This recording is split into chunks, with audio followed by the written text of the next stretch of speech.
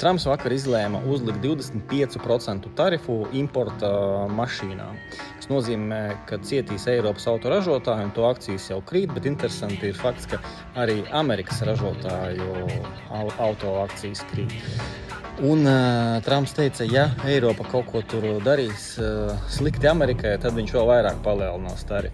Nu, jāsaka, tad bērnišķīga rīcība kā viduslaikos, kad dažreiz karaļi bija 5-gadīgi bērni. Vēl vienas sliktas ziņas bija, ka Microsoft paziņoja, kad atcels jauno datu centru projektus Amerikā un ASV un neiesaistīsies tur jaunos OpenAI projektos, kas uzreiz dažas akcijas no šī sektora pamatīgi nokratīja lejā, piemēram, Vertiv virs 10% lejā.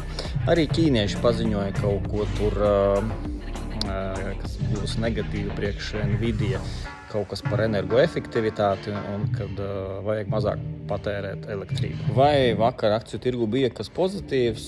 Jā, kā parasti, kad tehnoloģiju uzņēmumi krīt, tad bieži vien defensīvās akcijas aug. Tas vairāki apdrošināšanas sektori, tur Procter & Gamble, Coca-Cola, Colgate, bet tā ir rotācija. Tad, kad IT akcijas atkal augs, tad atkal šie kritīs. Šodien iznāca ziņa no Goldman Sachs, kad viņi saskata potenciālu zeltā, ka jaunais price targets ir apmēram $3,300, kas varētu būt līdz šī gada beigām piepildīties, un ka katru tālāku gadu augs. Tāpēc nedaudz pieauga zelts, kā arī zelts ir kā drošības osta tad, kad akcijas krīt.